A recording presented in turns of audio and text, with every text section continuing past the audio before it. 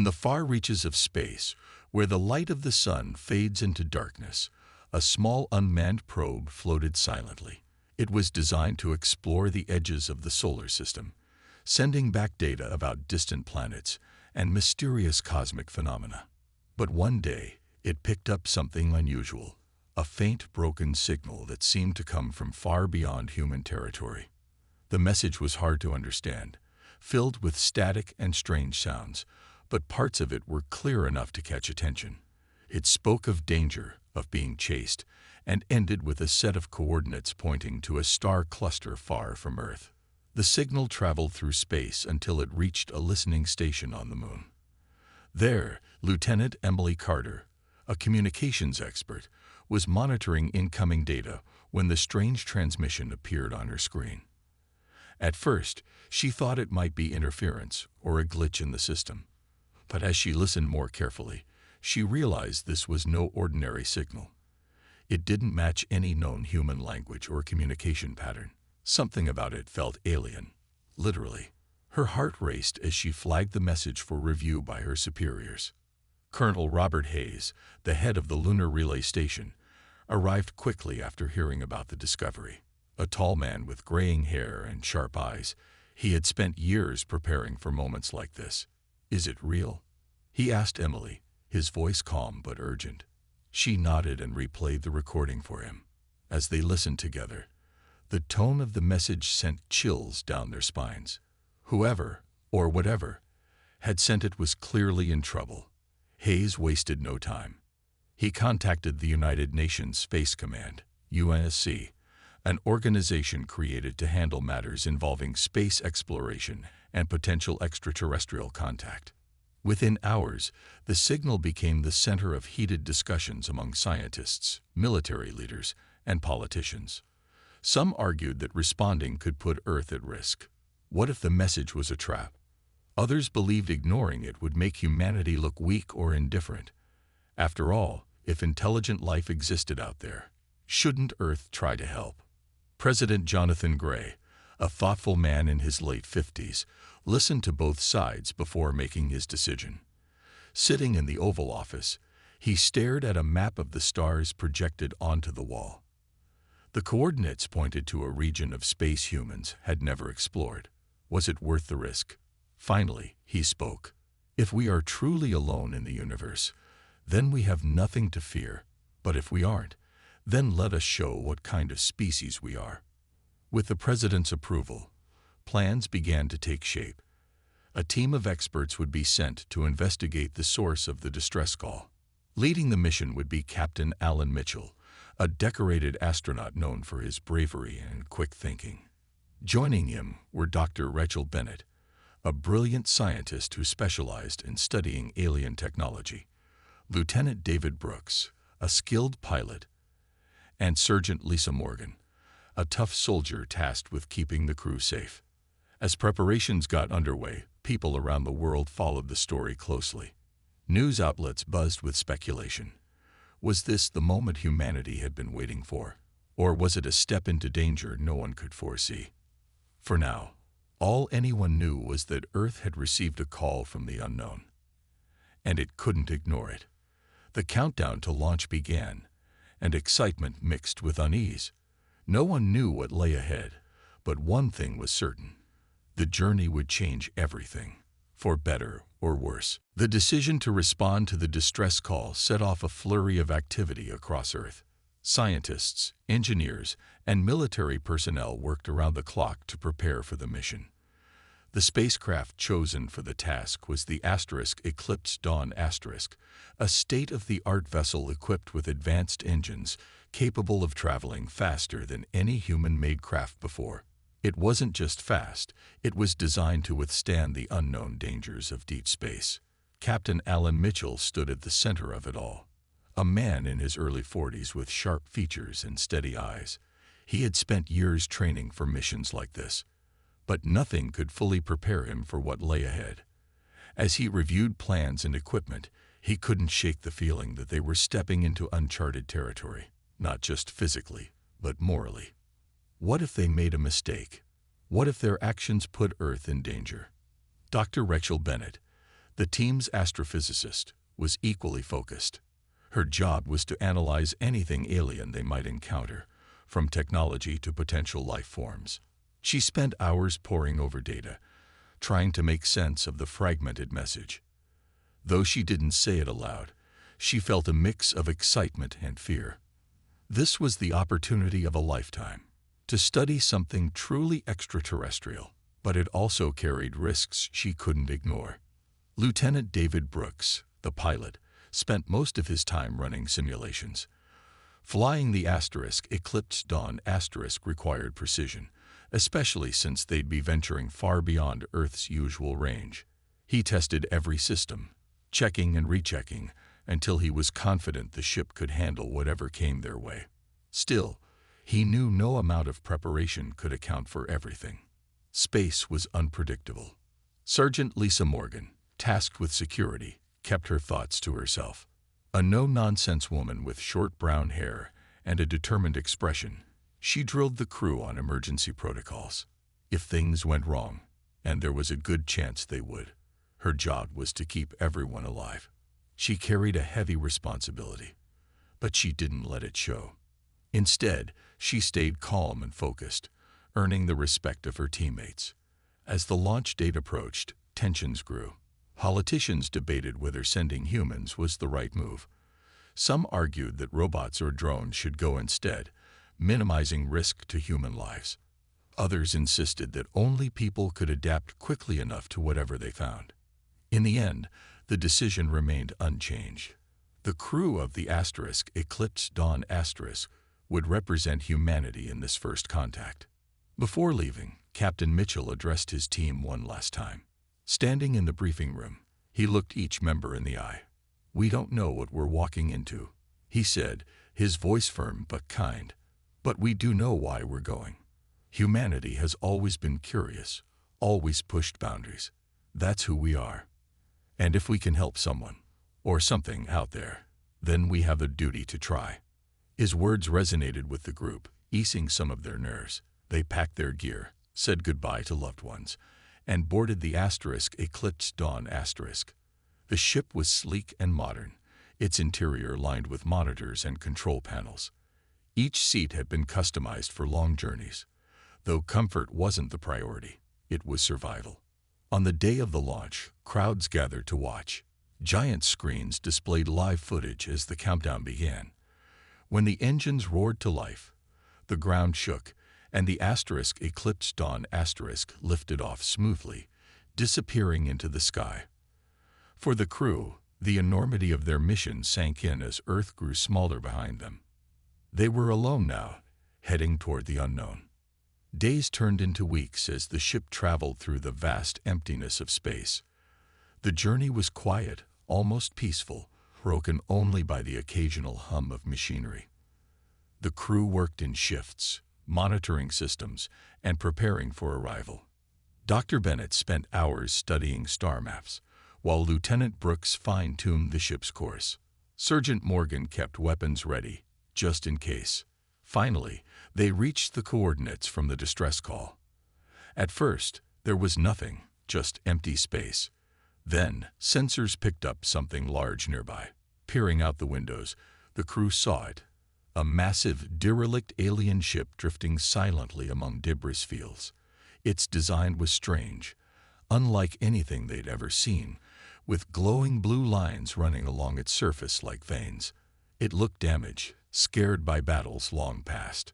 Captain Mitchell broke the silence. "This is it," he said softly. "Let's see what we're dealing with." No one spoke as they prepared to board the mysterious vessel, unsure of what awaited them inside. The Eclipse Dawn hovered silently near the alien ship, its lights casting eerie shadows on the battered hull. The crew stared at the massive structure through the windows, their hearts pounding with a mix of awe and unease. It was clear the ship had seen better days. Deep gouges marred its surface, and parts of it were blackened as if scorched by intense heat. The glowing blue lines that ran across its exterior flickered faintly, like a heartbeat struggling to stay alive. Captain Alan Mitchell turned to his team. "We need answers," he said firmly. "Dr. Bennett, you're with me. Brooks, stay here and keep an eye on things. Morgan, grab your gear. We're going in. Sergeant Lisa Morgan nodded, already checking her weapon. Dr. Rachel Bennett adjusted her helmet, her mind racing with questions about the technology they might find inside. The team suited up and boarded a small shuttle designed for close-range exploration. As they approached the alien vessel, the air grew thick with tension. The shuttle docked onto what appeared to be an entry point, and the crew stepped out cautiously. The moment they entered, they were hit by an overwhelming sense of stillness. The interior was dimly lit, the only illumination coming from the same faint blue glow that traced the outside of the ship. "This place feels wrong," Sergeant Morgan muttered, her voice low. Her hand hovered over her weapon as she scanned the area. The walls were smooth and metallic, but strange symbols covered them, glowing faintly in patterns none of them could understand. The air smelled odd, like burnt metal mixed with something unidentifiable. As they moved deeper into the ship, the silence became almost unbearable. Then they found the first body, or rather, what was left of it. The creature lay slumped against a wall, frozen mid-motion. Its form was humanoid, but clearly not human, tall and slender, with elongated limbs and translucent skin. Its wide, empty eyes seemed to stare into nothingness. Weapons rested in its hands, though it hadn't fired them before dying. Dr. Bennett knelt beside the body, her scientific curiosity overcoming her fear. She examined the weapon carefully, noting its sleek design and unfamiliar mechanisms. "This is incredible," she whispered. "Their technology is far beyond ours." But her excitement faded when she noticed something else. More bodies, scattered throughout the corridor. Each one was frozen in place, as if caught in the middle of a desperate fight. "They didn't stand a chance," Captain Mitchell said grimly. His gaze swept over the scene, taking in the destruction around them. Broken equipment littered the floor, and sparks flew from damaged panels. Whatever had happened here, it had been brutal. Sergeant Morgan kept the group moving, her instincts telling her they were vulnerable. They reached what looked like a control room, filled with screens and consoles that hummed faintly with residual energy. Dr. Bennett immediately got to work, connecting her portable scanner to one of the devices. After several tense minutes, she managed to extract fragments of data. "It's a warning," she said finally, her voice shaking. The distress call wasn't just a plea for help. It was a message. Something attacked them. Something powerful. Captain Mitchell frowned. "Do we know who, or what, did this?" Before Dr. Bennett could answer, the ground beneath them trembled slightly. Lights flickered, and the blue veins along the walls pulsed brighter. "We need to leave." "Now," Sergeant Morgan urged, gripping her weapon tightly. But as they turned to go, alarms blared, loud and piercing. The ship was coming back to life, or at least trying to. Automated defenses activated, sending drones whirring toward them. "Run," Captain Mitchell shouted. The team sprinted back the way they came, dodging blasts from the drones. They barely made it to the shuttle, slamming the hatch shut behind them as the alien ship systems continued to awaken. Breathing heavily, they watched from the safety of the Eclipse Dawn as the derelict ship began to self-destruct. "What now?" Lieutenant David Brooks asked, his voice tight with worry. Captain Mitchell stared at the crumbling alien vessel, his jaw clenched. "Now, we figure out how to warn Earth." The crew of the Eclipse Dawn watched in stunned silence as the alien ship exploded in a burst of light, its destruction leaving behind only drifting debris. The sight was both terrifying and sobering. They had narrowly escaped with their lives, but the data they had recovered painted a grim picture. The warning embedded in the distress call wasn't just about what had happened to the alien civilization. It was about what was coming next. Dr. Rachel Bennett sat at her workstation, poring over the fragments of information she had salvaged. Her hands trembled slightly as she pieced together the message. "It's worse than we thought," she said finally, her voice barely above a whisper. Captain Alan Mitchell turned to her, his face tense. "Tell me." She took a deep breath before explaining. The aliens who sent the signal called themselves the Krill. They were a peaceful species, advanced in technology and science, but they were attacked by another race, the Vraks. The Vraks are hunters. They seek out civilizations like the Krill, destroy them, and take their resources. And now, she hesitated, looking up at the captain. Now, the Vraks know about us. The room fell silent. Lieutenant David Brooks leaned forward, his brow furrowed. How could they know? We're light years away from where that ship was found. It's because of the distress call, Dr. Bennett replied. When we responded, our signal traveled back along the same path. It gave away our location. The Vraks must have intercepted it. Captain Mitchell clenched his fists, frustration burning in his chest. So by trying to help, we've put Earth in danger. Sergeant Lisa Morgan stepped forward, her expression hard. Then we need to prepare. If these Vraks are as dangerous as the Krill warned, Earth won't stand a chance unless we act fast. Mitchell nodded slowly.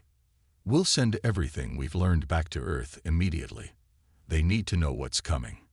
He turned to Brooks. Get on the comms.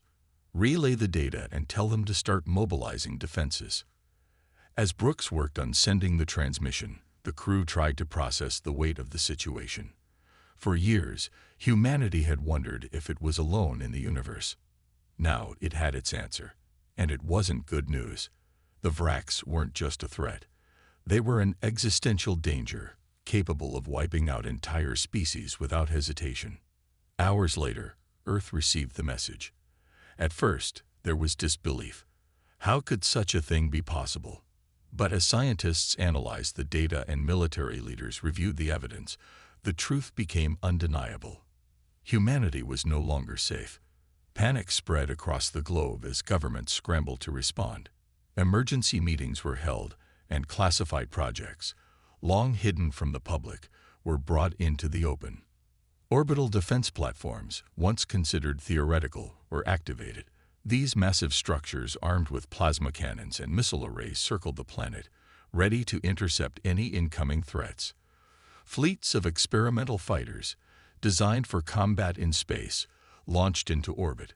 Factories worked around the clock to produce weapons and supplies, while citizens were urged to stay calm and cooperate.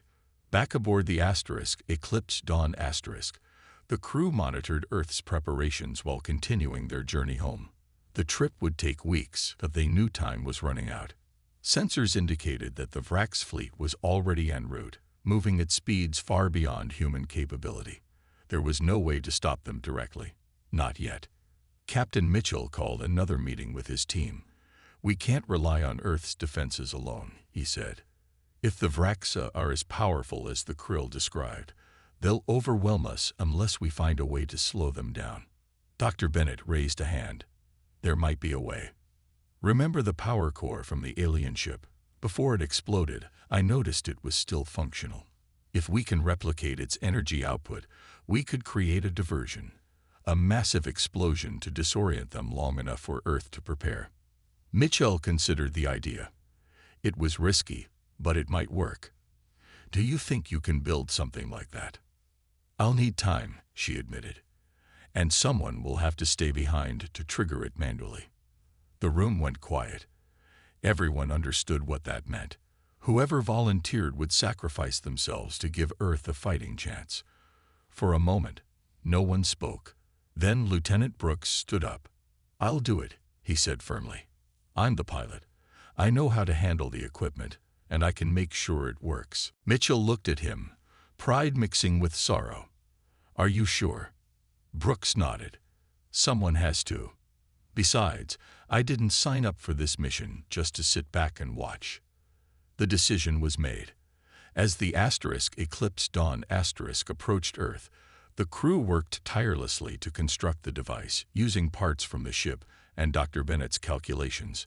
Brooks trained himself to operate it, knowing full well that he wouldn't survive. Despite the heavy mood, the team stayed focused, driven by the knowledge that their actions might save billions. When the time came, Brooks hugged each member of the crew goodbye. Take care of yourselves. he said with a small smile. "And don't let them win." As the asterisk Eclipse Dawn asterisk prepared to deploy the decoy, everyone braced for what lay ahead.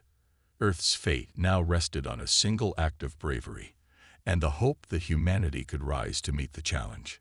The moment of truth arrived as the asterisk Eclipse Dawn asterisk approached Earth's orbit. Lieutenant David Brooks sat alone in a small shuttlecraft, the makeshift decoy device humming softly beside him. His hands gripped the controls tightly, but his face remained calm. He had volunteered for this mission, knowing there was no way back, and he wasn't about to let fear take over now. "This is it," he muttered to himself, glancing at the countdown timer on the screen. The numbers ticked down steadily, each second bringing him closer to the end. Meanwhile, aboard the asterisk Eclipse Dawn asterisk, Captain Alan Mitchell and the rest of the crew watched anxiously from their monitors. Sergeant Lisa Morgan stood near the window, her arms crossed as she stared out at the distant blue glow of Earth. Dr. Rachel Bennett sat at her station, tears welling up in her eyes despite her efforts to stay composed. They all knew what Brooks was sacrificing, and none of them felt ready to say goodbye. As the shuttle moved into position, Brooks activated the decoy's energy core.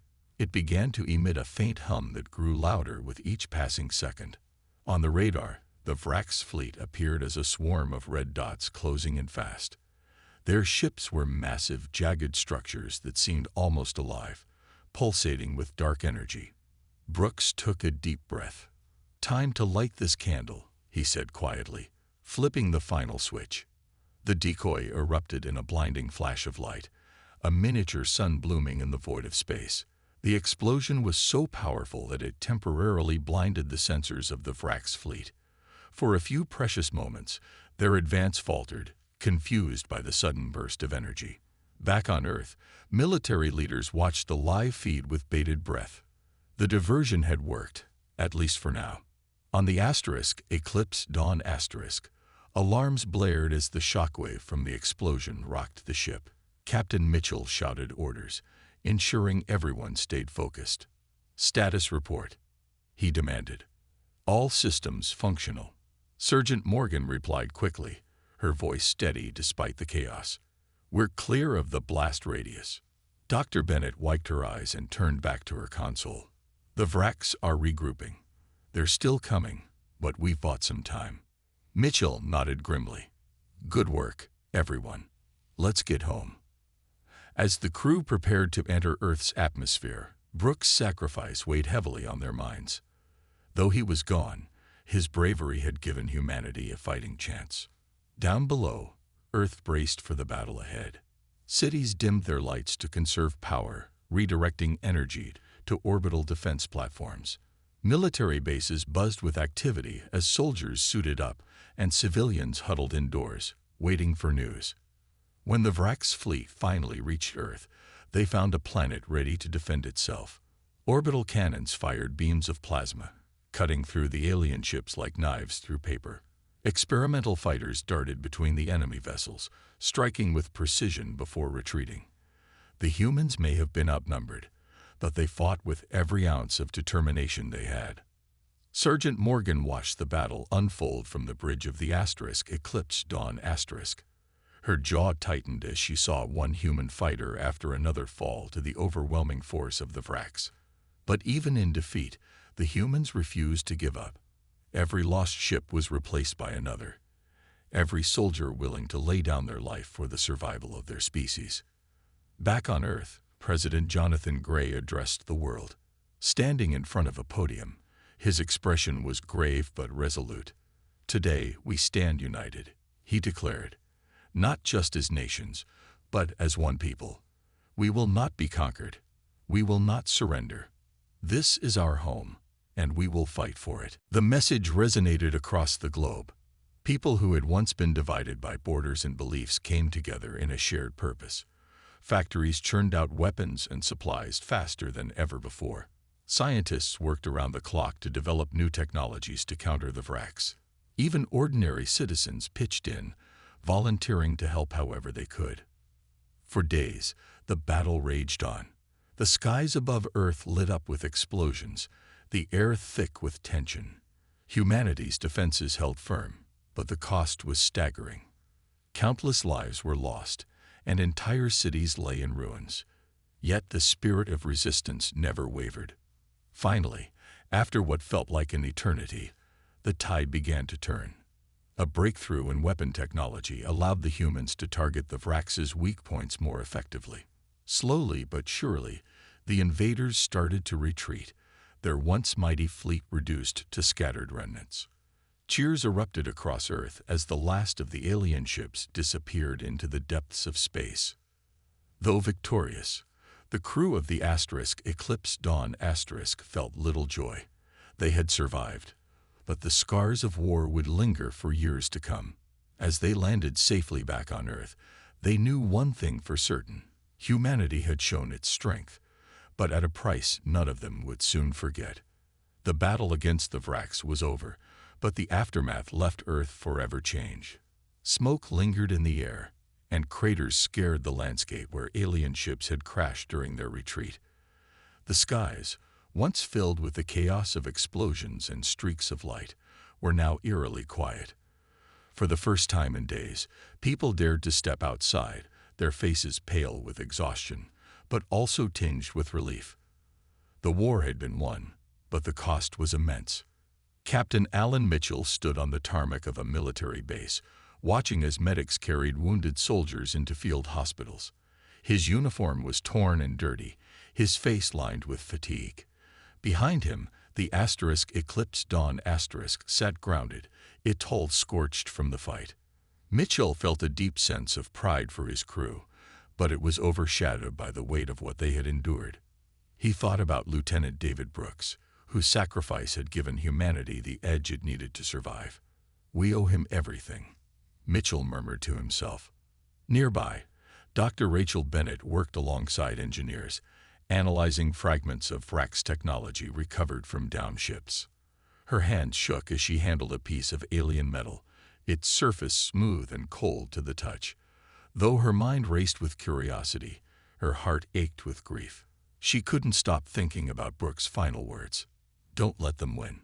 She whispered those words to herself now, drawing strength from them. Humanity had survived, but the scars of this conflict would take years to heal. Sergeant Lisa Morgan walked among the troops, offering words of encouragement to those who needed it most.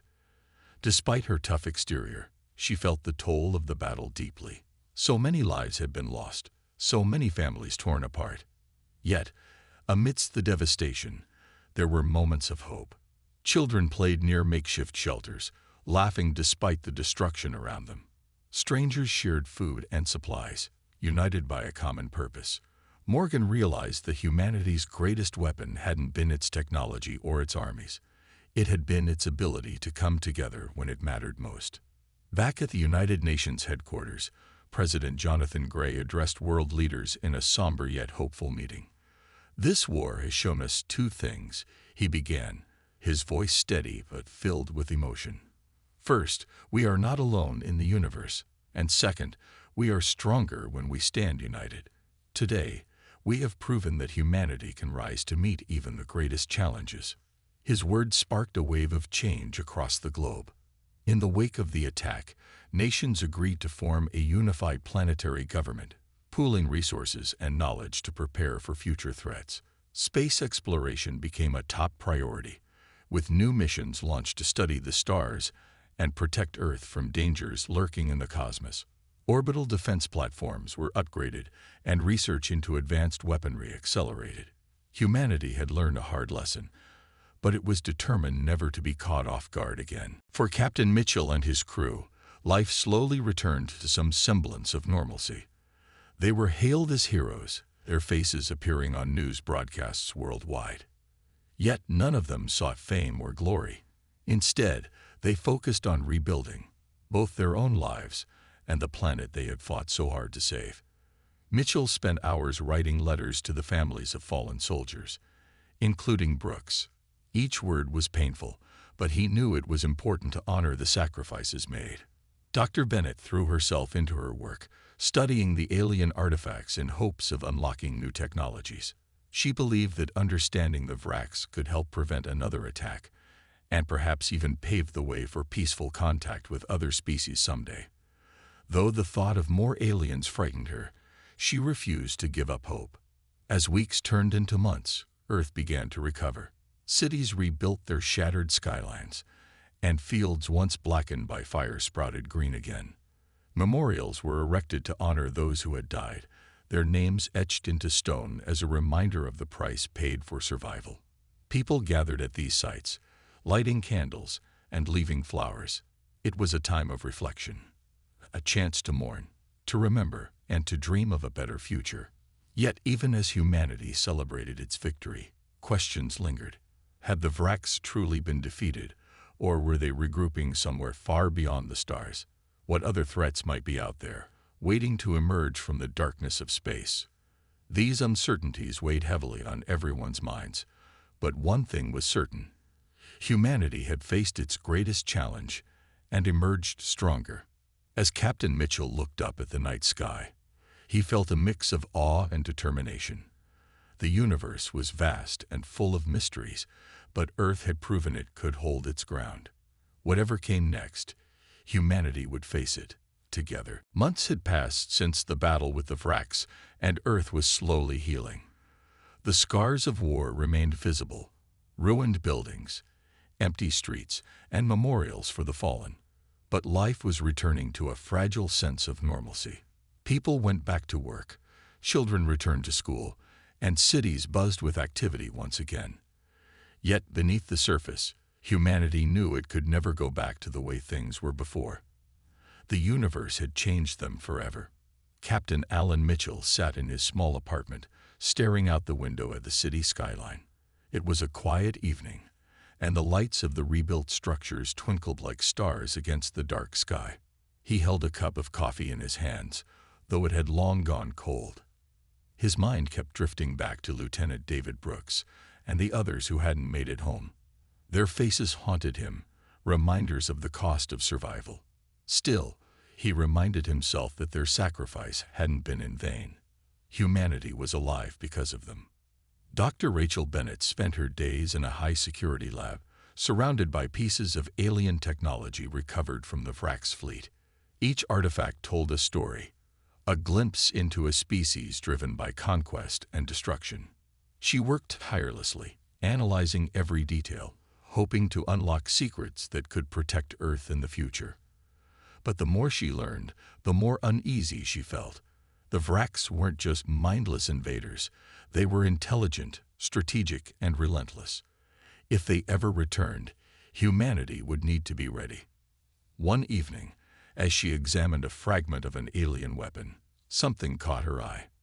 Hidden within its design was a faint signal, a code embedded deep in the metal. Her heart raced as she decoded it. What she found chilled her to the bone. Coordinates pointing to a distant star system. "This isn't over," she whispered to herself. The Vracs hadn't retreated randomly. They had regrouped somewhere far away, planning their next move. When she shared her discovery with Captain Mitchell, his expression turned grim. "We can't ignore this," he said. "If we don't act now, they'll come back stronger." Together, they presented their findings to President Jonathan Gray and the newly formed planetary government. The room fell silent as the implications sank in. Humanity had won the first battle, but the war wasn't over. After much debate, a decision was made. Earth would send another mission, not just to observe, but to strike first. A team of scientists, soldiers, and engineers would travel to the Vracs' stronghold, armed with new weapons and technology inspired by the artifacts Dr. Bennett had studied. The announcement sparked mixed reactions around the world. Some saw it as a bold step toward securing humanity's future, while others feared retaliation.